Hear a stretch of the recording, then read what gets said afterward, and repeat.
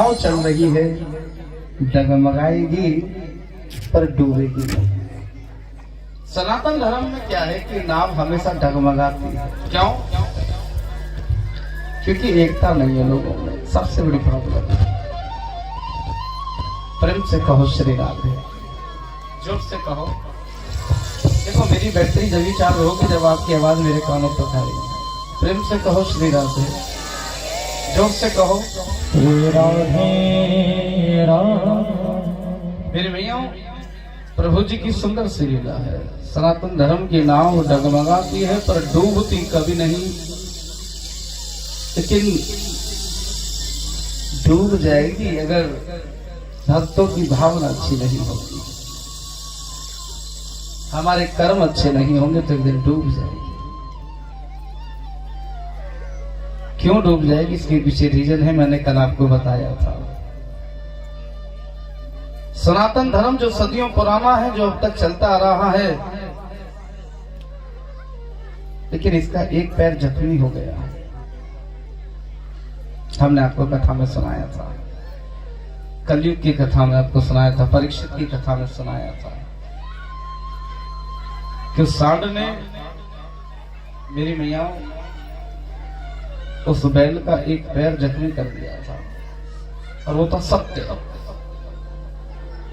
कलयुग ने दर्शाया कि कलयुग में सब कुछ करना पर सत्य मत बोलना, अगर सत्य बोलोगे तो लोगों के आग लग जाएगी। प्रेम से कहो श्री राधे।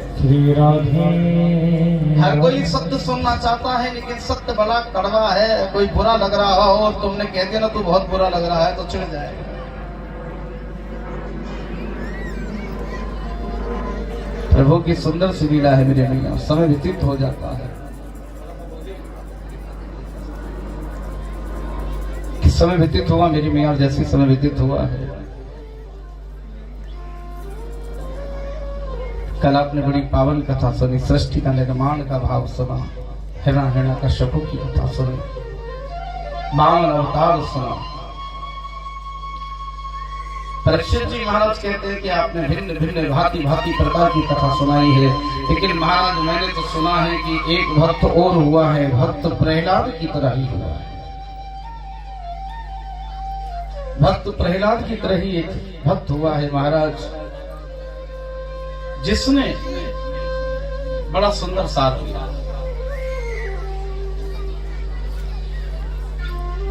कि बाल अवस्था में हरि की प्राप्ति करी है उस बालक ने। हाँ महाराज, सुना दीजिए प्रभु ऐसी कथा। मुझे विश्वास हो रहा है कि भक्ति तो बचपन से ही करना चाहिए। भक्त प्रहलाद की कथा श्रवण करके मुझे लगता है कि भक्ति तो बचपन से ही प्रारंभ होना चाहिए। सनातन धर्म का अगर बच्चा है तो उसे बचपन से ही उस लहर में डाल दीजिए। अरे साहब, गुरुकुल में नहीं डाल सकते हो तो कम से कम राधे कृष्णा तो उसे कहना सिखाइए, जोत बत्ती जलाना तो उसे सिखाइए। आपको पता है मुसलमान भाइयों के बच्चों को ना सारी नॉलेज है अपने धर्म के बारे में, अपने मजहब के बारे में। वो एजुकेशन नहीं दिलाना चाहते, वो सिर्फ अपने धर्म का पाठ पढ़ाते हैं। और हम एक बात कहते हैं, एजुकेशन भी जरूरी है, क्योंकि पेट पालना है, जीवन जीना है, तो एजुकेशन भी जरूरी है मेरी मियां, पढ़ाई भी जरूरी है। लेकिन पढ़ाई के साथ में सनातन धर्म को समझना भी जरूरी है, क्योंकि मैंने कहा था पिता में भीष्म वाली कथा में जब मैंने श्रवण कराया कि मेरी मैयाओं, कर्मा और धर्मा दोनों ही भाई हैं। खाली कर्म करना ही सर्वस्व नहीं है, कर्म करना ही सर्वस्व नहीं है मेरी मैयाओं। कर्म के साथ में धर्म को जानना भी जरूरी है। सबसे पहले तो ये जानिए आप किस धर्म से हैं, उस धर्म से जो सदियों पुराना है, सनातन धर्म। क्या कहते हैं हमारे धर्म में? धर्म की जय हो, अधर्म का आवाज नहीं है। धर्म की, अधर्म का, हाँ, प्राणियों में, हाँ, विश्व का, गौ माता की सेवा हो। सेवा तो कर ले हो, लेकिन सेवा भी कर ले मेरी मैया, क्योंकि आजकल गौ की सेवा कम, कुत्ते की सेवा ज्यादा होने लगी है। सनातन धर्म यहाँ बदल रहा है। पहले घर में गऊ पलती थी महाराज, गऊ माता दूध देती थी, 33 कोटि देवी देवताओं का वास होता था। साहब गऊ की सेवा करो तो लात वैसक मारने पर दूध भी देती थी। अब कुत्ता कादे हुए और एक माई के घर गए, वो बोली महाराज हमने ये 50,000 का कुत्ता खरीदा, मगर कितना भी लेने पर ये करेगा दीवालों का पवित्र, दूध नहीं देगा। प्रेम से कहो श्री राधे। तो प्रभु की सुंदर सी लीला है मेरे मैया। सत्य सनातन धर्म की बात का भाव बड़ा सुंदर। भागवत केवल सनातन धर्म को जगाने के लिए है। कुछ लोग हमसे कहते हैं महाराज जी आप कथा सुनाइए, आप कथा सुनाने आए हैं, आप इन सब राजनीतियों में क्यों घुस जाते हो? राजनीति में इसलिए घुसना पड़ता है कि धर्म की गद्दी पे बैठे धर्म गुरु जब बनते हैं तो धर्म गुरु का फर्ज है कि अपने यजमान को सही दिशा दिखलाना, अपने भक्त को सही दिशा दिखाना। माँ खाली माँ कहना नहीं सिखाती, माँ बहुत कुछ करना सिखाती है जीवन में। साफ चलना भी सिखाती है, बोलना भी सिखाती है, क्या सही है क्या गलत है ये सब माँ सिखाती है। तो हम जैसे गुरु लोग क्यों ना सिखाएं? प्रेम से कहो श्री राम। तो राजन प्रभु की सुंदर सी लीला, समय का क्या कहना, समय व्यतीत हो जाता है। कर्म करो लेकिन धर्म को भी समझो, बहुत जरूरी है, क्योंकि धर्म ही बताएगा हमें क्या करना चाहिए, क्या सही है और क्या गलत है।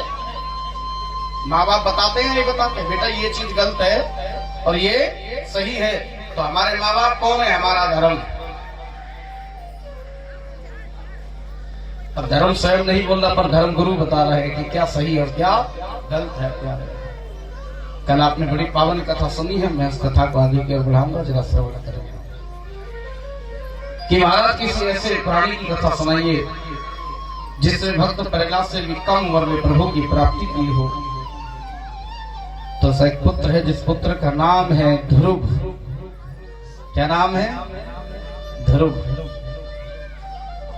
ध्रुव एक तारा जो सब में है, बड़ा अच्छा रहा।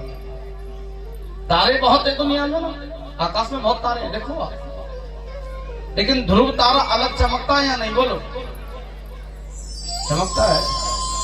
जो भक्ति करते हैं वो सबसे अलग चमकते हैं। जिसके माथे पे टीका होता है, गले में कंठी माला होती है, हाथ में कलावा होता है, ऐसा व्यक्ति भरी भीड़ में भी अलग नजर आता है। जैसे हमारे आचार्य जी सामने बैठे हैं, सबसे अलग ही छवि है। क्या देखो, ऐसे व्यक्ति की छवि सबसे अलग हो जाती है, सबसे न्यारी हो जाती है। मेरे भैया प्रभु की सुंदर सी लीला है। ऐसे बालक की मैं तुम्हें कथा सुनाता हूं जो दुनिया में तो आया पर अमर नाम करके गया। उत्तानपाद राजा, जिनके कोई संतान का सुख नहीं था, सुनीति से विवाह हुआ, सब कुछ था, राज्य था, पाठ था, पर राज्य में खेलने वाला कोई संतान का सुख ना था। राजा पे कोई फर्क भी ना था, क्योंकि राजा ने कभी ध्यान ही नहीं दिया कि संतान हो भी या नहीं। अगर हो जाए तो अच्छी, नहीं हुई तो अच्छी बात। लेकिन ये जो पड़ोसी होते हैं ना, हमसे ज्यादा जल्दी इनको होती है हर चीज की। बेटा बड़ा हो जाए, शादी नहीं कर रही अपने बेटे की। अब बेटा बड़ा हो जाए, अरे बेटा बड़ा हो जाए, बोले शादी नहीं करनी, शादी कर लो, बोले होता नहीं हो रहा, दावत कर मंत्री ने भी छेड़ दिया। राजा साहब सब कुछ है आपके पास, सब कुछ। क्या आपका मन नहीं करता कोई आपको पिताजी कहे? दुखती रथ पे हाथ धर दिया मंत्री। क्या आपका मन नहीं करता कोई आपको पिताजी कहे? राजा ने कहा महाराज सबका मन होता है कि शादी के बाद उसके पुत्र हो, संतान का सुख हो, चाहे पुत्री हो चाहे पुत्र हो, कोई ना कोई जरूर। तो महाराज आपके तो कोई संतान नहीं, मरने के बाद पिंडदान कौन करेगा? मरने के बाद पिंडदान कौन करेगा? अग्नि संस्कार कौन करेगा? महाराज इस राजगद्दी पे कौन बैठेगा? राजा के दिमाग में बात घूम गई साहब। जब राजा के दिमाग में बात घूम गई है मेरे प्यारे, राजा रानी के पास गए और कहा, देवी एक बात कहे। बोले हाँ। तुमने हमें परम सुख दिया पर कभी संतान का सुख नहीं दिया। देवी क्या भैया, आपको क्या लगता है प्राणनाथ कि आपको ही कमी व्याप्ति है? संतान नहीं है। जब औरों के बच्चों को देखती हो ना, माँ माँ माँ माँ, मेरा कलेजा फट जाता है महाराज, मेरा कलेजा फट जाता है। लगता है कि भगवान ने सबको सब कुछ दिया पर मुझे संतान का सुख नहीं दिया, लेकिन मैं तुम्हें कभी कुछ नहीं कहा। बोले हे प्रिय, तुम्हें बुरा ना लगे तो हम एक शादी और करना चाहते हैं, हमें पुत्र की प्राप्ति की जरूरत है देवी। अरे भोजन तो हमें कोई भी बना कर दे देगा, वस्त्र तो हमारे कोई भी धो देगा देवी, पर संतान का सुख ना दे पाई आप हमें, इसलिए हम दूसरी शादी करना चाहते हैं। देवी सुबह तक जवाब देते हैं। मर्द है ना, कुछ भी कहकर सो गए साहब। वो देवी पूरी रात सो नहीं पाई। प्रेम से कहो क्यों नहीं सो पाई? कि मैंने सुना है स्त्री सब कुछ बांट सकती है पर अपने पति को नहीं बांट सकती। क्या सच है? मेरी मैयाओं, प्रभु जी की सुंदर सी लीला। देवी ने सोचा कि ये राजा है, जिद्दी हैं, ये जरूर किसी न किसी को ले आएगा। अगर कोई और आ गई तो मेरी कदर नहीं हो, मेरी कदर नहीं हो, मैं करूं तो क्या करूं? देवी ने सोचा क्यों ना मैं अपनी छोटी बहन को ही अपने घर में ले आऊं, क्यों ना मैं अपनी छोटी बहन को ही अपने घर में ले आऊं। अरे कम से कम मेरी बहन का बेटा होगा तो मुझे मासी तो कहेगा। क्या कहेगा? मौसी नहीं। ये मौसी का तो पता नहीं कहां से लाए हो तुम लोग। असली शब्द है मासी, बिल्कुल मां के जैसे। मेरी मैयाओं, पूरी रात सोचा, बोले ये ठीक रहे, मेरी बहन आएगी, मेरी कदर भी करेगी और मुझे दिक्कत भी नहीं होगी। ये भाव लिया और ये ऐसी भाव लिया है मेरी मैयाओं। राजा ने प्रातः उठते ही पूछा कि क्या विचार है? महाराज आपको अपनी छोटी साली बहुत पसंद है, बड़ी हंसी मजाक करते हैं आप उससे। बोले हाँ। क्यों? बोले महाराज आपको शादी करनी है? बोले हाँ करनी है।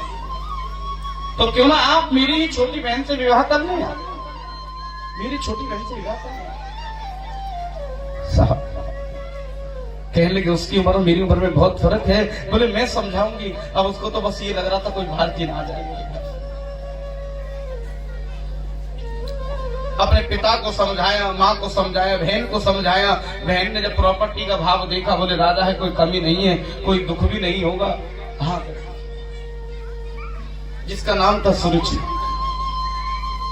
सुनीति अपनी बहन सुरुचि को ही अपने घर में लेकर आती हैं और जैसे विवाह करके लेकर आती हैं तो मेरे प्यारे आज प्रभु की सुंदर सी लीला है।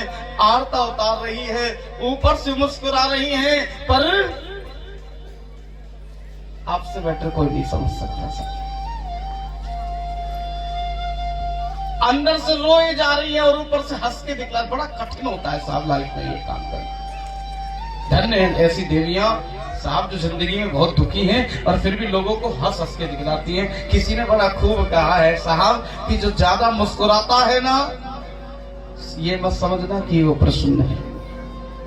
जो ज्यादा हंसता है ये मत समझना अपनी लाइफ में बहुत खुश है, कहीं ना कहीं वो बहुत दुखी है और अपने गमों को छुपा रहा है, लोगों को झूठी हंसी दिखला। मेरी मैयाओं, प्रभु की सुंदर सी लीला। धन्य है ऐसी देवियां, ऐसे देवता। आज आरता उतारा है और जिस कक्ष में खुद लेटती थी उस कक्ष को गुलाब के फूलों से सजाया है। इतने गुलाब के फूल नहीं थे जितने उस देवी की आंखों के आंसू थे। पर से कोई समझना नहीं चाह रहा था। पति खुश था।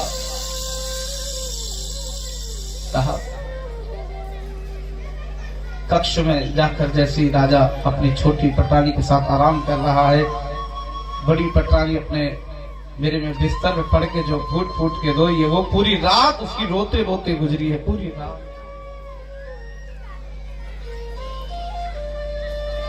पूरी रात रोती रही, पूरी रात रोती रही और कहा, हे विघ्नहर, हे ईश्वर, हे प्रभु, ये दिन और देखने बाकी रह गए थे क्या मेरी जिंदगी में? एक सहारा था तुम्हें, एक सहारा भी मुझसे छीन लिया। मेरा पति भी मुझसे छीन लिया, मुझे संतान का सुख नहीं दिया, मुझे बांझ बना दिया और मेरा पति भी मुझसे छीन लिया। अब रह क्या गया मेरे पास? मैं तो जिंदा हूं है जिंदगी, लेकिन क्यों जिंदा हूं ये नहीं पता। बस साहब, कुछ समय बाद पता चला, बड़ी पटरानी पे ऐसी कृपा हुई कि कुछ समय बाद बड़ी पटरानी को पता चला मेरे मैयाओं कि वो गर्भवती है। अब वो हंसे या वो रोए, उसे समझ में नहीं आ रहा था कि मेरे साथ क्या हुआ है। अगर संतानी देनी थी तो पहले दे देते, पहले कम से कम मेरा पति किसी और तो ना हो। पर देवी ने हिम्मत बांधी कि एक सहारा छीन लिया तो प्रभु ने मुझे दूसरा सहारा दे। उसी मंत्र पता चलता है कि जो छोटी पटरानी आई है, जो नई आई है, वो भी गर्भवती है। श्री राधे। मेरे मैयाओं, प्रभु की ऐसी लीला हुई है कि दोनों गर्भवती हैं। बड़ी पटरानी के गर्भ से भी पुत्र हुआ, छोटी पटरानी के गर्भ से भी पुत्र हुआ। बड़ी पटरानी के पुत्र का नाम ध्रुव रखा गया। बोले ध्रुव महाराज की जय हो। छोटी पटरानी के बालक का नाम उत्तम रखा गया है। मेरी मैयाओं, दिन पे दिन बच्चे बड़े होते जा रहे हैं, दिन पे दिन बच्चे बड़े होते जा रहे हैं। अब तो भेदभाव ऐसा हो रहा है कि साहब छोटी पटरानी पे ज्यादा ध्यान जा रहा है और बड़ी पटरानी जो रानी बनकर आई थी ना, वो रानी नहीं रह गई, नौकरानी रह गई। ऐसी कंडीशन हो गई जैसे पति कई बार घर में पुराना स्कूटर हो और नई मोटरसाइकिल ली आए पति, फिर तो कपड़ा किस पे ज्यादा लगता है, पुराने स्कूटर पे या है जी? अच्छा, पता है आप लोगों को? प्रेम से बोलो श्री राधे। श्री राधे। तो मेरी मैया, लेकिन बड़ी पटरानी बस सेवा करती है। तमाम भेदभाव होने लगे थे देवी के साथ में, लेकिन देवी सहन करती है। एक दिन ऐसा आया मेरे बहन भाई, मेरी मैयाओं, मेरे बाबाओं, कि छोटी पटरानी अपने पुत्र के साथ बाहर गई थी। ध्रुव जी महाराज मोखले में से पिताजी को देख रहे थे, जंगले में से देख रहे थे। हिम्मत नहीं थी कि वो दरवाजा पार कर जाए। साइड के जंगले से देख रहे हैं, पिताजी की नजर पड़ी और पिताजी ने कहा, अरे ध्रुव, ओ ध्रुव। पिताजी मैं? हाँ। बच्चा भगा भगा गया, और जब भगा भगा गया ना मेरी मैया, पिताजी के पास खड़ा होकर ऐसे देख रहा है। ध्रुव मेरी गोदी में बैठेगा? मेरी गोदी में बैठेगा? बच्चे की आंख में जो आंसू आए नशा, क्योंकि बच्चा प्यार का भूखा होता। बच्चे को पैसों से कोई मतलब नहीं होता था। वो पैसा भी लेता तो उसको चीज से मतलब होता कि चीज मिल जाएगी, तो इसलिए उसको नहीं पता इसकी वैल्यू क्या है। बच्चा प्यार के लिए तरस रहा था। जब कहा गोदी में, तो बच्चे ने कहा हाँ बैठूंगा। मेरी मैया बच्चे को गोदी में बिठाला और लाड़ लड़ाए रहे थे कि इतने में छोटी पटरानी आकर जैसी घूर कर देखा तो निर्दयी राजा ने बच्चे को गोदी से उतार दिया। आज पहली बार ध्रुव जी बोल पड़े अपने पिता के आगे, पिता एक बात बोलूं, ये भी आपका बेटा, मैं भी आपका बेटा हूं। एक गोदी में इस बेटे को बिठा लो और एक गोदी में मुझे बिठा लो। तो इतने में छोटी पटरानी बोली, तुझे इस गोदी में बैठना है ना, तुझे इस गोदी में बैठना है तो तुझे मेरी कोख से पैदा होना था, ना कि उस कालमुही के गर्भ से। दुख इस बात का नहीं था कि इस मां ने कड़वे शब्द बोले, दुख इस बात का था कि वो पिता खड़ा खड़ा सुन रहा था। सही बात का जवाब नहीं दे पाया कि अरे वो भी तो तेरी बहन का ही बच्चा है, अरे तुम दोनों ही मेरी पत्नी हो। बोल सकता था लेकिन नहीं बोला राजा। इसलिए कहता हूं देश का राजा साहब ऐसा हो जो सही को सही कह सके और गलत को गलत कह सके। घर के जब डिसीजन अच्छे नहीं होते ना तभी घर टूटते हैं, हमेशा याद रखना इस बात को। जब एक ज्यादा बच्चे दो हो, एक पे ज्यादा प्यार आ रहा हो, एक पे बिल्कुल ना रहा हो, तो एक बच्चा बहुत दिन तक घुटता रहेगा, लेकिन एक दिन यही ना बताएगा कि वो। इसलिए घर के डिसीजन अच्छे होना चाहिए, घर के मुखिया अच्छा होना चाहिए, देश का राजा अच्छा होना चाहिए। साहब राजा कुछ ना बोला, बच्चा रोता बिलखता माँ के पास के, माँ माँ माँ माँ। क्या हुआ बेटे? गले लग के रोने लगे। माँ ने कहा बेटा बात क्या है? माँ, उस माँ ने ऐसे ऐसे बोला। माँ ने कहा अब तक भेदभाव मेरे साथ होता था, अब ये भेदभाव मेरे बच्चे के साथ भी होने लगा है। साहब बच्चा जब बहुत रोया तो बच्चे ने पूछा, माँ एक बात सच पूछूं? ये बता माँ कि ये मेरा सच्चा पिता नहीं है क्या? ये मेरा सच्चा पिता नहीं है क्या माँ? शायद लाडले ये तेरा सच्चा पिता नहीं है। सच्चा पिता होता तो मेरे बच्चे के साथ भेदभाव ना करता। तो माँ सच्चा पिता कहाँ रहता है? बोले जंगल में।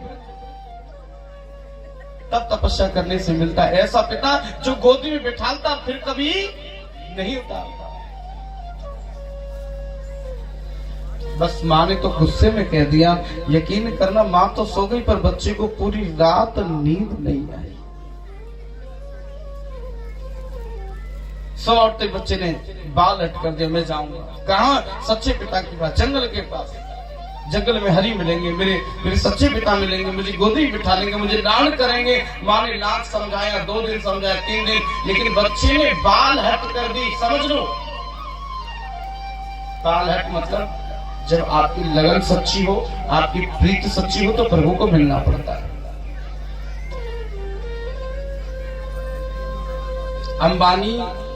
अंबानी ना बनता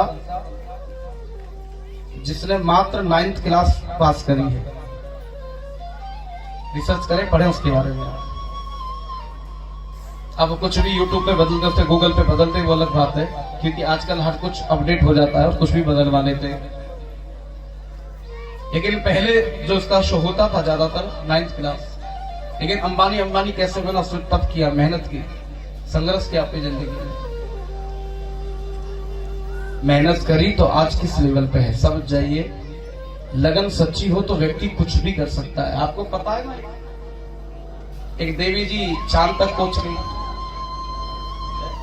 सुना? लगन सच्ची हो तो क्या नहीं हो सकता। क्या सोचा था देवियां झाड़ उड़ाएंगी? आज झाड़ उड़ा रही है। लगन सच्ची हो तो क्या नहीं हो सकता, क्या नहीं हो सकता मेरी मैयाओं।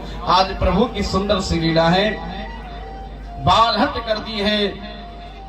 साहब माँ ने कहा जाना है तो जा मेरे लाडले, पर सुन उस माँ के पांव छूकर जाना जिसने कड़वे शब्द बोले हैं, उस बाप के पांव छूकर जाना जिसने कड़वे शब्द बोले हैं। माँ अरे जिसने मुझे कड़वे शब्द बोले तो उसके पांव छूने के लिए कह रही है। नहीं छूंगा माँ, नहीं पुत्र। कई बार लोगों के कड़वे शब्द भी हमें कामयाब कर देते हैं। मेरी मैयाओं बहुत लोग ऐसे हैं जिंदगी में जो आज कड़वे शब्द सुनकर मकान बनाकर बैठे, कोठी बनाकर बैठे। तेरा बेटा कुछ नहीं करेगा, तेरा कुछ नहीं करेगा। वही बच्चे बहुत कुछ करके दिखलाते हैं। तू घर नहीं बना सकती, तू हमेशा किराएदार नहीं रहेगी, तू ऐसी रहेगी। ऐसे लोग फिर बहुत कुछ करके दिखलाते हैं। लोगों के कड़वे शब्द होते हैं कई बार।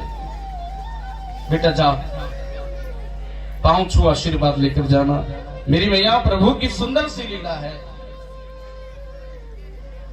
आज गए और जैसी पांव छुए, पिताजी के पांव छुए, पिताजी बोले कहां जा रहे हैं? बोले सच्चे पिता की तलाश में जा रहा हूं, सच्चे पिता की तलाश में जा रहा हूं। कभी खाए तेरा बाप तो मैं ही हूं, कहां को जा रहा है? बोले वो जंगल में मिलेंगे, मुझे बहुत लाड करेंगे, ऐसे पिता के पास जा रहा हूं। ये सब तेरी माँ की चाल है। मैं समझ गया, माँ बेटे बंटवारा चाहते हो, मैं बंटवारा कर दूंगा। एक बात कहूं पिता, मेरी माँ ने और मैंने कभी पैसा नहीं मांगा, बस आपका प्यार मांगा। और आपने वो भेदभाव रखा हमारे साथ, हमेशा रखा। हर व्यक्ति पैसे का भूखा नहीं होता साहब, कुछ लोगों को प्यार भी चाहिए होता है। अच्छा मैं आपसे पूछता हूँ, आपका पति बहुत सारा पैसा कमा के रोज दे ले, और बात तुमसे तेजी से ना करे, आनंद आएगा जिंदगी जीने का? क्या चाहिए? बोले पैसा कमा जाए पर प्यार से बोले, पास में बैठे हमसे अच्छी बातें करें। व्यक्ति को समय भी चाहिए, खाली पैसा पैसा नहीं चाहिए। प्रभु जी की सुंदर सी लीला मेरी मैयाओं। आज प्रभु की करुणा में वेदिक में लीला, बच्चा जंगल में चल दिया है, नदी के किनारे बैठा है। प्रभु आएंगे, बच्चे ने आज व्रत रखा है साहब, व्रत रखा है। आज एकादशी का भी व्रत बहुत लोगों ने रखा होगा ना? रखा है? कितने लोगों ने? व्रत रखने का फायदा कब है? एक टाइम का भोजन छोड़ दे तो फायदा होता है? क्या यही व्रत है कि एक टाइम का हमने भोजन छोड़ दिया और जब व्रत खुला तो दब के खा लिया?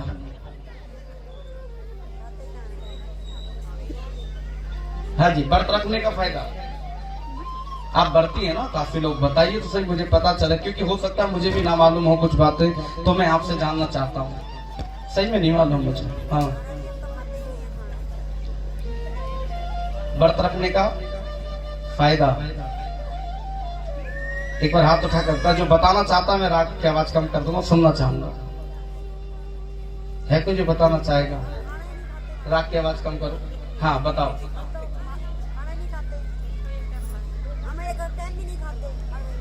बस हो गया व्रत? भोजन त्याग दो तो व्रत हो गए, भगवान खुश हो गए? जी बताइए। बोल सकते हो, बोलो, आप तो पास बैठे हो। आश्चर्य की बात है मेरी मैया। व्रत सब रखते हैं, लेकिन व्रत रखने का फायदा कब है? श्रवण करो। साइंस कहता है कि व्रत रखने से बॉडी को रिलैक्स मिलता है। साइंस कहता है ऐसा, है ना? साइंस की बात कर ले पढ़े लिखे लोग जो है। साइंस कहता है कि एक टाइम का भोजन छोड़ोगे तो इन मशीनों को रिलैक्स मिलेगा, है ना? पाचन शक्ति अच्छी होगी। लेकिन शास्त्र क्या कहते हैं? जब आप व्रत रखते हैं तो एक टाइम का भोजन छोड़ते हैं। अभी मैया ने काम दोनों टाइम का छोड़ देते हैं, अच्छी बात है। दोनों टाइम का भोजन अगर छोड़ते हैं, हम दोनों की बात नहीं करते, हम एक टाइम की ही बात कर लेते हैं, क्योंकि इसमें बहुत कम लोग हैं जो दो टाइम का छोड़ते हैं, एक टाइम का ज्यादातर लोग छोड़ते हैं। तो अगर एक टाइम का भोजन, दुनिया में अगर 1 करोड़ लोग इस व्रत को रखें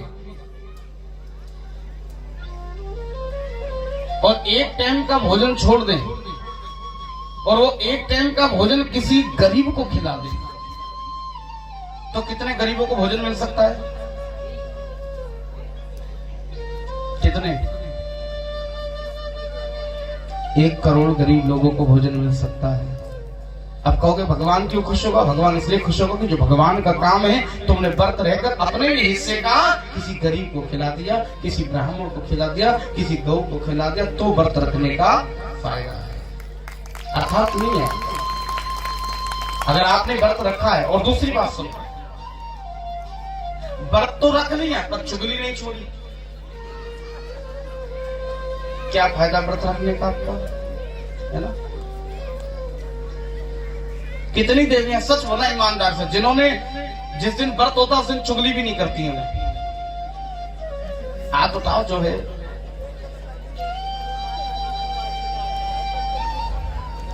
ऐसा तो नहीं जो हाथ उठा रही वही ज्यादा करती हो कोई।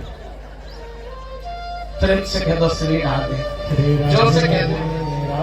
क्या ही फायदा व्रत रखने का, इसलिए समझाना चाहता हूं माय डियर, अगर आप व्रत रखते हैं, अगर आप व्रत रखते हैं तो उसका एक टाइम का भोजन किसी के काम आ जाए। आप किसी को, कोई आपको नहीं मिल रहा, किसको खिलाएं? तो कच्चा आटा पैकिंग करके किसी रिक्शे वाले को दे दो, 200 आलू डाल दो, नमक की थैली डाल दो, मेरे लिए किसी रिक्शे वाले को दे दो। मैं ये नहीं कह रहा हमारे ब्राह्मणों को ही दो सब कुछ, कोई बात नहीं, हमें देने वाले तो ईश्वर बैठे हैं। लेकिन अगर हम जैसे ब्राह्मण ना मिल पाए, देखो 3 ऑप्शन दिए, नमो ब्राह्मण देवाय गौ ब्राह्मण जय जय जगदिताम कृष्णाय श्री गोविंदाय नमो नमः। हर ब्राह्मण टीका लगवाते समय ये मंत्र उच्चारण करता है, क्या कहता है? नमो ब्राह्मण। पहला ऑप्शन है ब्राह्मण को दान दे, ब्राह्मण ना मिले तो गऊ को दान दे। सही बात या नहीं? पता है बात या नहीं पता है? ब्राह्मण मिल जाए तो ब्राह्मण, ब्राह्मण ना मिले तो किसको दे दो? गऊ को दे दो। और गऊ ना मिले तो जो गोविंद के बंदे हैं, जो गरीब हैं, जिनको भोजन नसीब नहीं होता साहब, उनको खिला। अभी रेखा गुप्ता के घर आप 1 दर्जन केले ले जाओ, सीएम के घर 1 दर्जन केले ले जाओ, वो आपके केलों को साइड में रखवा देगी, और वही केले अपनी काम वाली के घर लेकर जाना हो। मेरी बात नोट करना, वही 1 दर्जन केले अपनी काम वाली के घर लेकर जाना, उसके बच्चे कैसे खाएंगे? सच बताना, है ना? सही बात है या नहीं प्रभु? उछल उछल के वो आई थी केले लाई थी, आंटी आई थी केले लाई थी। भरे में भरने की आदत हो चुकी है क्या मेरे भाई? व्रत रखने के फायदे बता रहा हूँ आपको साहब, जब मिलेंगे व्रत रखने के फायदे आपको। ऐसा नहीं मेरा फास्ट है आज, इसलिए दिखावा नहीं करता साहब, हम तो दूध दूध पी के मस्त रहते हैं, क्योंकि 3 घंटे कथा भी बोलनी है। लेकिन मैं आपको समझाना चाहता हूँ मेरी मैया, मैं रोज नहीं निकालता, पर महीने में 1 भंडारा मैं जरूर लगाता हूँ। मेरे YouTube चैनल पे जाकर देखें आप, हर महीने में एक भाव रखता हूं, मैं जितना मैं कमाता हूं उसका 10% किसका? अमावस्या, पूर्णमासी और एकादशी, 3 तिथियों का दान में एक साथ लगाता हूं। त्रयोदशी पे, क्योंकि मेरे महादेव मेरे इष्ट हैं, इसलिए त्रयोदशी पे लगाता हूं ज्यादातर मेरी मैया, क्योंकि उसमें अच्छा भी दान है, बुरा भी है। क्योंकि यहाँ पे भी है ना, बहुत लोग ऐसी देवियां भी हैं जो चढ़ा रही है ना, वो वाले दक्षिणा भी ला रही होंगी जो उठा के धर रखी थी, कुछ ऐसी भी होती है, वो भी उठा के बोले मंदिर में तो चढ़ा रही थी। और ऐसा दान कई बार पछता नहीं है। इसीलिए मैं कहता हूँ कि हे प्रभु, कोई भी ऐसा दान आए तो उसका भी भला हो जाए और मेरा भी भला हो जाए। प्रेम से कह दो श्री राधे, श्री राधे। तो आज प्रभु की सुंदर सी लीला मेरी मैयाओं। बच्चा जंगल में बैठा, हरि आएंगे हरि आएंगे हरि आएंगे हरि आएंगे, हरि नहीं आ रहे। और जब हरि नहीं आ रहे,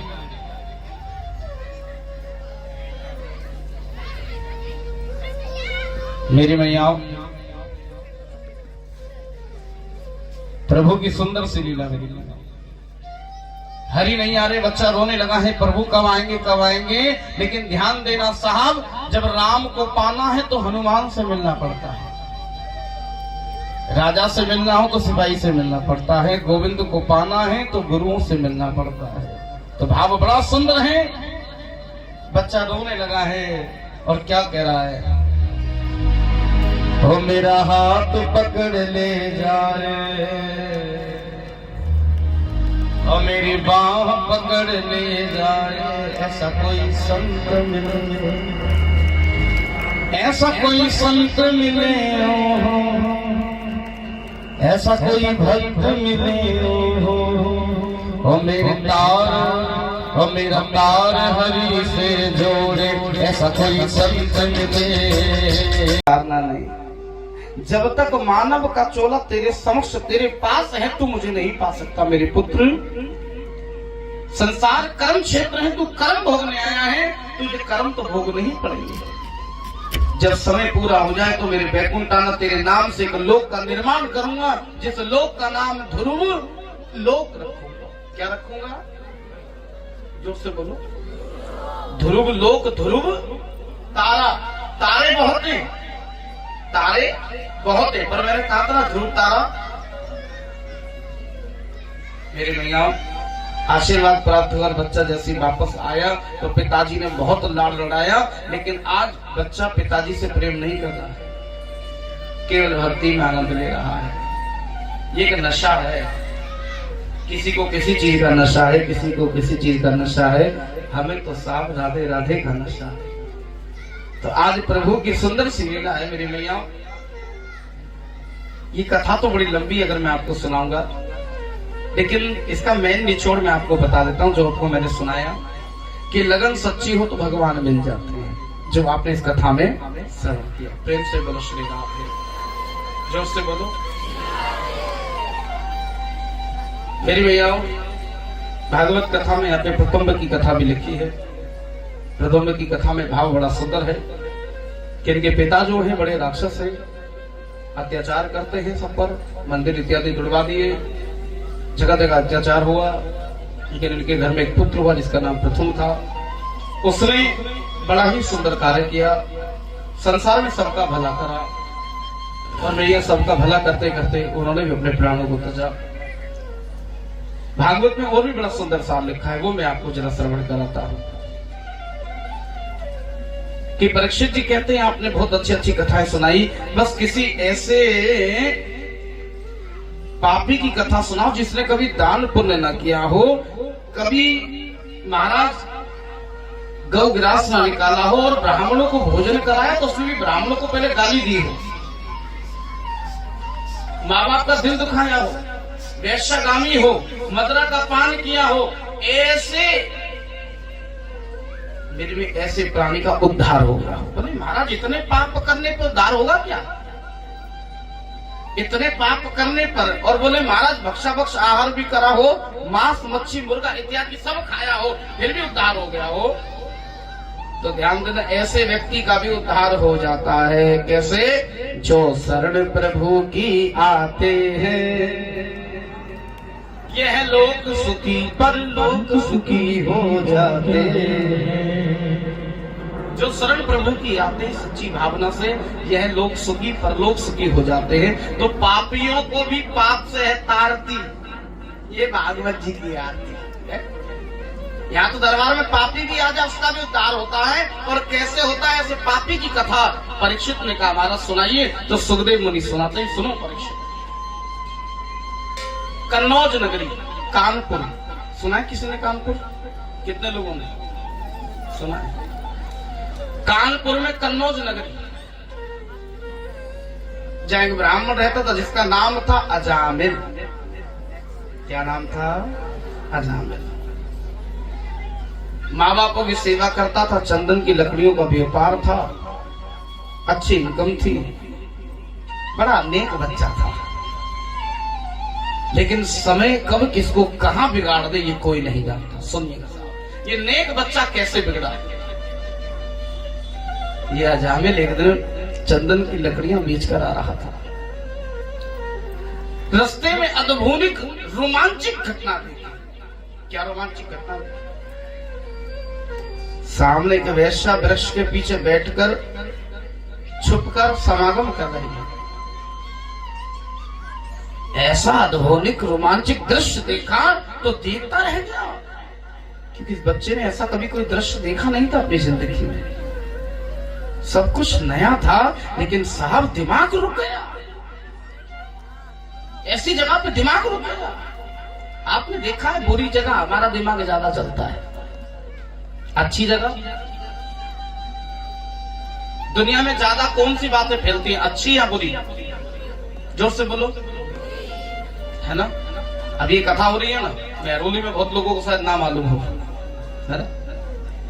विधायक साहब पे तो खबर पहुंचा दी होगी, किसी ने तो पहुंच नहीं, लेकिन बहुत लोगों को नहीं मालूम। और एक कोई गलत काम हो जाए, पंडित जी ऐसो कथा में है गो वहां, है ना? आप लोग बुरी बातें बहुत फैलाते हैं, यही तो प्रॉब्लम है सनातन धर्म में। अच्छी बातों को हम नहीं फैलाते हैं। कथा हो रही है ना, ये नहीं फैलाओगे आप, ये नहीं बताओगे किसी को भी कि कथा हो रही है हमारी। 2-4 लोगों को बता दिया, लेकिन रिश्तेदार में जगह जगह फोन करके स्पेशल नहीं बताएंगे। लेकिन कोई बात, ये मेरे यहाँ वो आया महाराज जी ऐसे हो गए, प्रेम से कहो श्री राधे, जोर से कहो, एक बार गुस्से में कहो। प्रभु की सुंदर सी लीला मेरी में, और जैसी ये दृश्य देखा है, अद्भुत दृश्य देखते ही रात को नींद न आवे, चैन न आवे, कभी इधर करवट तो कभी इधर करवट। सुबह उठे और फिर उसी गलियों से निकलने लगे, उसी गलियों से निकलने लगे हैं। तो गलियों के आशिक हो गए हैं। तेरी गलियों का आशिक तो एक नगीना है, तेरी गलियों का आशिक। उस गलियों में निकलने लगे हैं रोज, उस वेश्या को निहारते हैं रोज। वेश्या दिखने लगी है, नजरों से नजर मिलने लगी है, इस्माइल पास होने लगी है, धीरे धीरे बातचीत होने लगी है, मित्रता गहरी हो गई। और एक दिन अजामिल ने सोचा इसके घर क्यों ना जाऊं, क्योंकि अजामिल बड़ा प्योर है। अजामिल के मन में एक ही भाव है, किसके माँ बाप मिले तो उसका हाथ मांगो। देखो वेश्या तो वेश्या है, पर अजामिल बड़ा प्योर है। अजामिल के मन में भाव है कि अगर इसके माँ बाप मिल जाए तो हाथ मांग लूं। बोले अपने घर ले चलो। जैसी घर गया, कहा पिताजी को बुलाओ। वैश्य बोली मेरे पिता नहीं है महाराज। अपनी माता को बुलाओ, मेरी माता नहीं है महाराज। अरे पिता भी नहीं है, माता भी नहीं है, कोई बड़ा भाई, बड़ी बहन, छोटा भाई? बोले कोई नहीं है महाराज, मैं अनाथ हूं, मैं अनाथ हूं महाराज, मेरा कोई नहीं। अजामिल का लगाव बहुत बढ़ गया। अरे देवी अगर तुम अनाथ हो तो तुम्हारा घर कैसे चलता है, कैसे?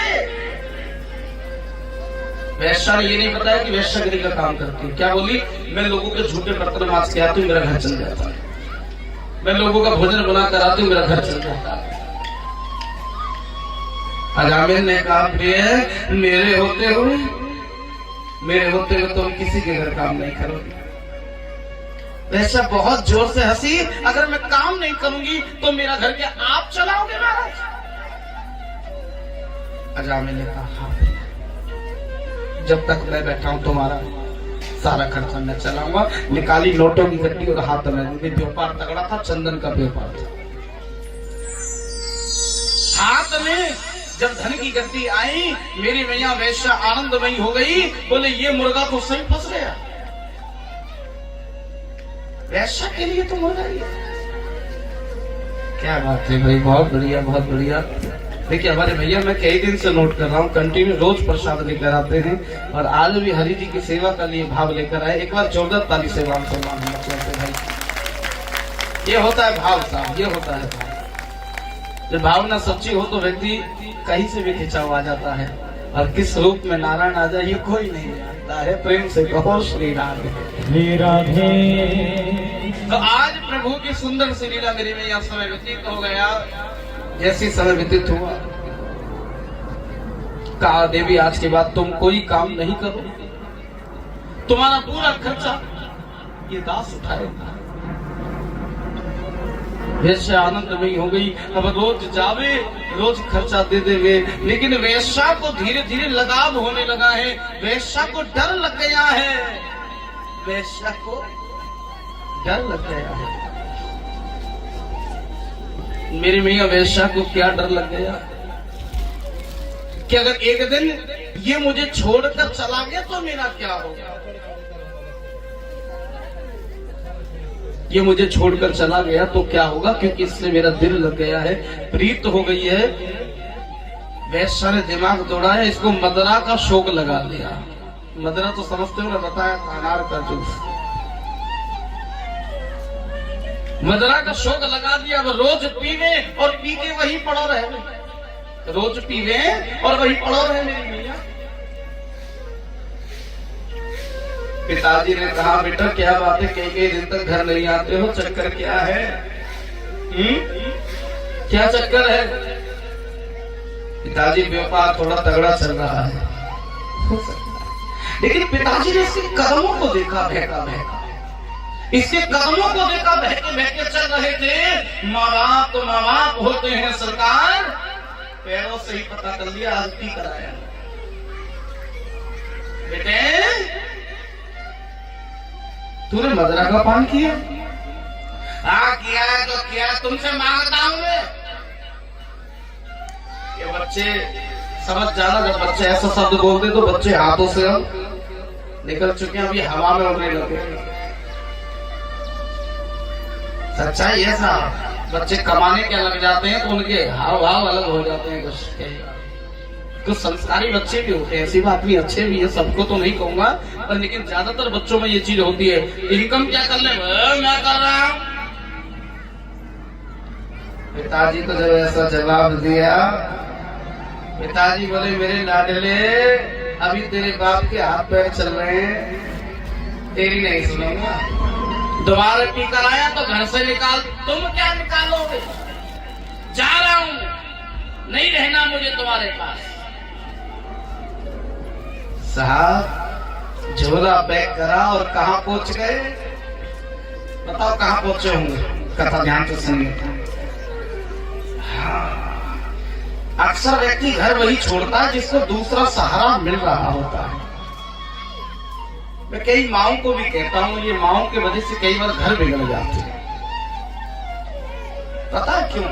अक्सर समझाता हूं मैं, छोटी छोटी बातों पे बेटियों पे मोबाइल पे कॉल कर देंगे, बेटे में क्या हो रहा है, ऐसी बेटी, मम्मा आप तो ऐसा हो गया, मम्मा आप तो ऐसा हो गया, बेटी तो आजा, तू इतना काम क्यों करती है? अरे सबके घर में काम होते हैं भाई, कोई बाहर से नहीं आएगा और तुम काम वाली लगाओगे तो देना पड़ेगा, सीधा सा उसको भी देना ही पड़ेगा ना। कुछ चीजों को थोड़ा सा खुद भी एडजस्ट करके पैसा बचाया जाता है हर व्यक्ति के लिए समय। क्यों? क्योंकि हारी बीमारी में यही काम आता है। प्रेम से पहुंच दिलाते ऊपर तो नहीं जा सकता, लेकिन डॉक्टर तो आजकल आपको पता है 2-4 दिन भर्ती हो जाओ, मैक्स पास में ही आपके, तो आपको पता ही होता है ना। 2-4 दिन भी अगर लंबा चौड़ा बिल बना के खड़ा कर देते हैं। प्रेम से कह दो श्री राधे। मेरे भैया छोटी छोटी बातें घर तक नहीं पहुंचानी चाहिए। प्यार कर रहा है तो डांट भी लेता है, और डांट रहा है तो प्यार भी वही करता है। इसलिए अपने घर को कैसे चलाना ये तुम्हें डिसाइड करना है, क्योंकि मम्मा हमेशा नहीं रहेंगी और तुम हमेशा छोटी बेबी नहीं रहोगी। रहोगी क्या? है? कब तक बेबी बनी रहोगी छोटी? हर बात मम्मा को। अपनी जिंदगी है, खुद अपने पैरों पे चलो, खड़े हो और अपनी चीजों को समझाना सीखिए। प्रेम से बोलो श्री राधे। कुछ लड़के भी ऐसी होते हैं, हाँ, हर बात मम्मा से, मम्मा से। कुछ लड़कियां भी यही करती है, हर बात मम्मा से। ऐसे घर नहीं चलता साहब, कुछ चीजों को खुद समझाना। देखो लड़ रहे हो, कहते हैं लड़ो झड़ो, रात को लड़े सुबह एक हो जाओ, चाय पियोगे, अच्छा नहीं लगता। ज्यादा दिन मुंह खुला के रहो तो घर अच्छा नहीं लगता। इसलिए मैं तो कहता हूँ लड़ाई हर घर में होती है, 2 बर्तन हो तो खटकते हैं। सुबह लड़ाई हुई शाम तक खत्म कर देना चाहिए। क्यों? क्योंकि गुजारा नहीं है दूसरे के बिना। गुस्सा भी करना है तो इतरा के करो ना, चाय रख लो पी लेना। प्रेम से कहो श्री राधे, जोर से कहो। और एक बात और बता दूं, अपनी बच्चियों को ये भी सिखाइए लड़के कभी घर ना आए। समझ रहे? डरे तो लड़के वाले डरे, मैं लड़ूंगी मरूंगी यहीं रहूंगी तुम्हारे सर पे चढ़ के। ये होता है परिवार, ये होता है लाइफ का, जीवन का आनंद। क्योंकि वो आए थे 50 जने हमें लेने। ये लड़कियां बड़ी शेरनी होती हैं भाई, ये अकेली काफी होती है। वो आते 250-300 जने, वो अकेली बोलते चल कहां चलना।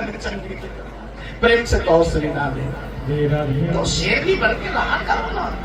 मेरी मैया पति भी शेर है, तुम भी शेरनी, लड़ो लड़ो पर ये कर लो, घर को बसाओ कैसे भी। प्रेम से कह दो श्री राधे, जोर से कह दो तो आज प्रभु की सुंदर सी लीला, मेरी मैयाओं, पिताजी का घर छोड़ दिया, वैश्या के घर में रहने लगे, अर्थ वैश्यागामी हो गए।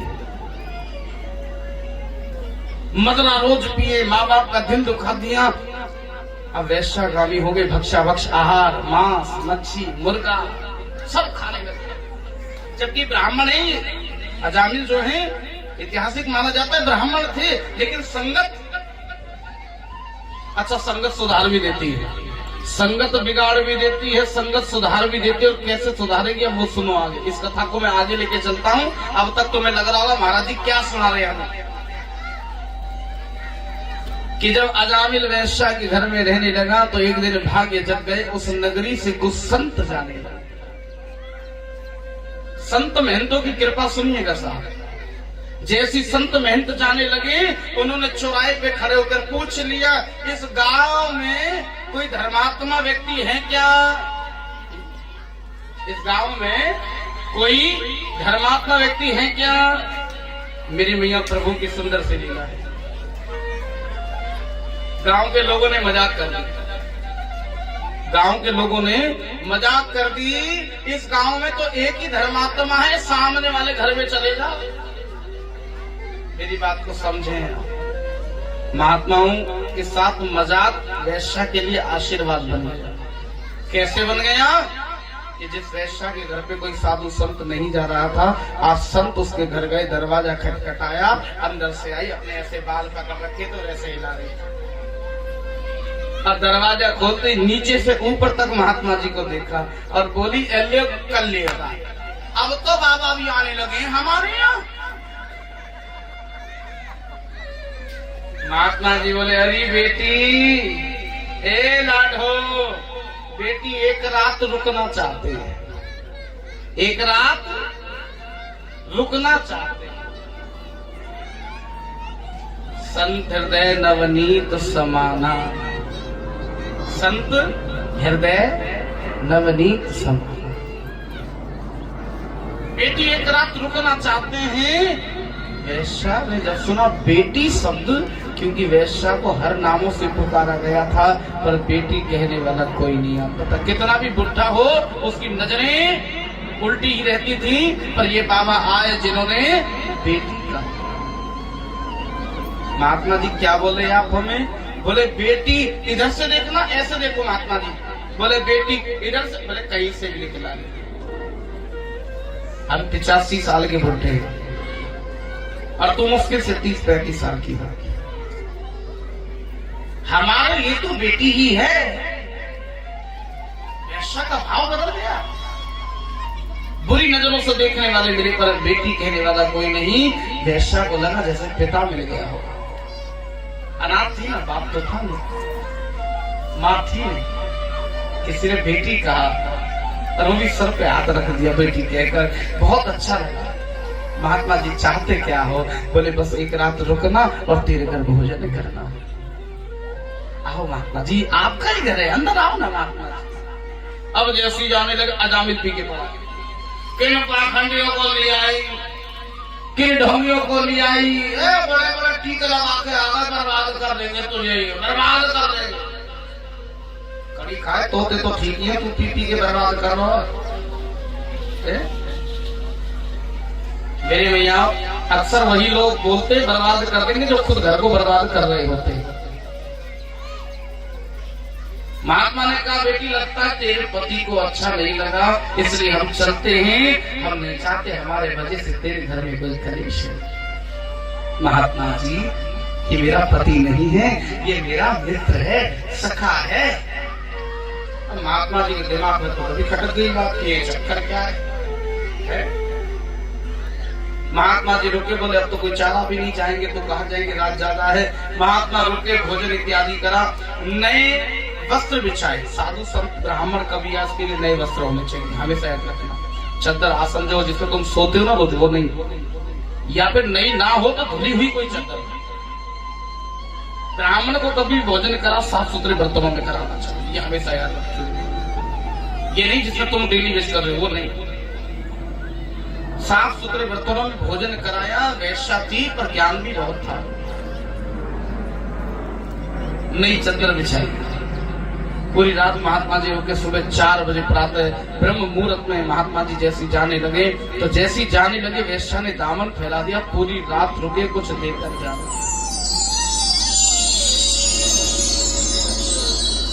दासी की विनती सुन लो लाडली श्री राधे, दासी की विनती सुन लो लाडली श्री राधे, मुझे वृंदावन धाम बुला लो लाडली लाडली लाडली श्री राधे, एक कोर कृपा की कर दो लाडली श्री राधे, एक कोर कृपा की कर दो लाडली श्री राधे। आइए मिलकर शरीर को थोड़ा थोड़ा गुणगान कर लेते हैं। और एक कोर कृपा की कर दो लाडली श्री राधे, एक कोर कृपा की कर दो लाडली श्री राधे, एक कोर कृपा की कर दो लाडली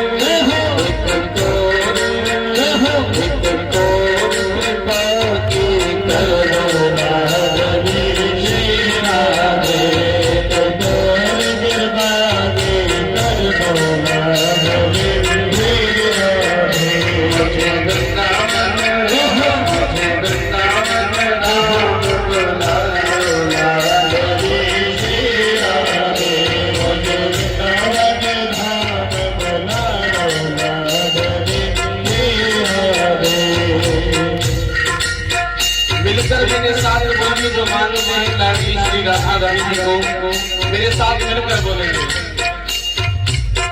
माला मेरे पतित बहुत हो, माला मेरे पतित बहुत हो, माला मेरे पतित बहुत हो, माया मेरे पतित बहुत हो,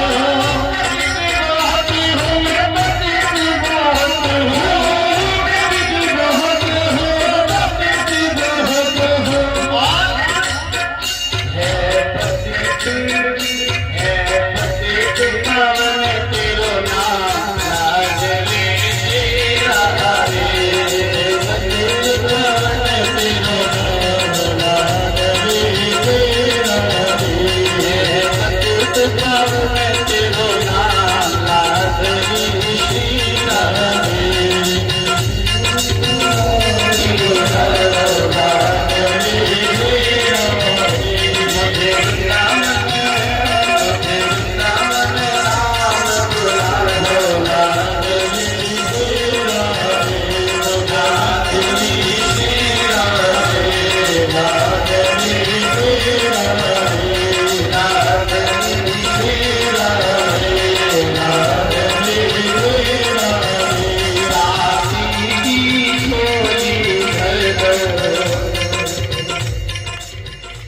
दासी की झोली भर दो लाडली श्री महाराज की दासी की झोली में कुछ डाल। बहुत पापन हूं मैं, मेरे जिंदगी में कोई पुण्य नहीं किया। महात्मा जी बोले लाडो तो अपना आप को पापन क्यों कह रही है? रात चलाते क्यों? महात्मा जी आप मेरे बारे में नहीं जानते। महात्मा जी को पहले आप सच सच बताइए, आप मेरे घर कैसे आए, किसने भेजा? बोले गांव के लोगों ने, बोले उन्होंने मेरी हंसी उड़ाई है। आपको पता नहीं मैं कोई और नहीं हूं, मैं एक वैश्या हूं महाराज, वैश्या। किसी ने जानकर मेरे घर आपको भेज दिया, पर इस दासी की कृपा हो गई। इस दासी को भोजन कराने की सेवा प्राप्त होता है महाराज। एक बात बताओ महात्मा जी, मेरे माँ बाप नहीं है, बहन भाई नहीं है, अनाथ हूं मैं, लोगों ने कचरे में फेंक दी कन्या थी, किसने पाला मुझे नहीं पता, पर होश संभाला तो एक बात पता थी कि मैं वैश्या हूं। जो आता है मुझे बुरी नजर से देखता है, लेकिन पहली बार किसी के मुंह से बेटी सुना, मैं बेटी सुनने के लिए तरसती थी। जिसको देखो बेटी कहकर हाथ भी लगाता था तो उसकी भावना समझ में आ जाती थी। प्रेम से कहो श्री राम। महाराज जिसने देखा बुरी नजर से देखा इस दुनिया में, जिसने देखा, आपने मुझे बेटी का बहुत अच्छा लगा, बहुत अच्छा लगा महात्मा जी। जितनी सेवा करी मैंने आपकी बेटी बनकर आपकी करी है महाराज। आप मुझ पे कृपा कर, मुझ जैसी पापन का उद्धार करे महात्मा जी। बोले ये इंसान कौन है देवी, फिर ये बता। बोले ये मेरा मित्र है महाराज, मेरा कोई साथी नहीं है, ये मेरे दुख के दिनों में काम आता है महात्मा जी। तो बेटी आशीर्वाद देता हूं, पहले से इंसान से तो शादी कर ले, क्योंकि मारने वाले का हाथ पकड़ सकते हैं पर बोलने वाले की जुबान नहीं पकड़ सकते। बस इतना कर, इससे शादी कर ले और इस नगरी को छोड़ दे, क्योंकि तू कितनी भी सुधर जाना, अगर इस नगरी में रही ना, लेकिन लोग तुझे उसी नजर से देखेंगे, बुरी नजरों से देखेंगे तुझे। इस नगरी को छोड़ दे। अब साधु की दुआ ले, संत का आशीर्वाद ले कि तेरी जिंदगी में खुशियां तमाम आएंगी। ले जा साधु की दुआ तेरे काम। दुआ ये है कि तेरे घर में एक पुत्र होगा, शादी के बाद जो पुत्र होगा जायज होगा। बेटी उस पुत्र का नाम तू नारायण धर देना। क्या धर देना? जोर से बोलो, दोनों हाथ उठाकर बोलो, नारायण। होने वाले पुत्र का तू नाम नारायण धर देना। बोले महात्मा जी इससे क्या फायदा होगा? बोले लॉस और प्रॉफिट मत दे। साधु के मुख से जो बात निकल गई पल्ले में बात। महात्मा जी कहकर चले गए। वैश्या ने वैश्यागिरी का काम छोड़ दिया और मेरे में एक पुत्र हुआ, जिस पुत्र का नाम क्या धर दिया? और जोर से बोलो, हाँ कथा पे ध्यान रखें, नारायण। मेरी मैया पुत्र हो गया। अब अजामिल रोज पीकर आवे, नारायण नारायण नारायण नारायण, हर घड़ी हर पल। अब शराबी भी भजन करने लगा है, शराबी भी भजन करने लगा। महात्मा जी जानते थे ये लाडो तो अपना उद्धार कर लेगी, पर मैंने इसके पति यानी इसके घर में अनाज खाया, इसके पति का भी उद्धार करूंगा, पूरे परिवार का उद्धार करूंगा। मन का माला के नेम है, मन का माला के नेम है, पर मन की माला का कोई नेम है क्या? बोलो। ये माला अपवित्र हो सकती है, कहीं मरे गिरे में चले जाओ, पर ये वाली। महात्मा जी ने बेटे का नाम ही नारायण धरवा दिया। अब रोज पी के आवे और कहे मेरा नारायण, मेरो नारायण, मेरो नारायण, मेरो नारायण। मेरी मैया पूरे दिन में 108 बार क्या बोल दे? जोर से कह दो, गुस्से में कह दो, 108 बार नारायण कहलवा दो। पूरे दिन में एक माला फिरने लगी।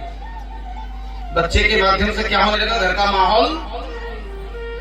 आप कहते हैं ना माँ बाप से बच्चों का असर होता है, तो बच्चों से ही माँ बाप पे भी असर आता है। बच्चे संस्कारी हों। और ये कथा मैं सुना चुका हूं तुम्हें, हिरण्यकश्यप की भक्त प्रहलाद ने घर का माहौल चेंज कर दिया, ध्रुव ने घर का माहौल चेंज कर दिया। अब पाएं घर बैठे धर्म ज्ञान और भागवत कथा से मिलने वाला पुण्य। धर्म लाभ हेतु परम श्रद्धेय शिवानंद जी महाराज के चैनल को सब्सक्राइब करें और बेल आइकन दबाएं ताकि महाराज जी की सभी वीडियो सबसे पहले आप तक पहुँचे। फेसबुक और इंस्टाग्राम पर भी महाराज जी को फॉलो करें।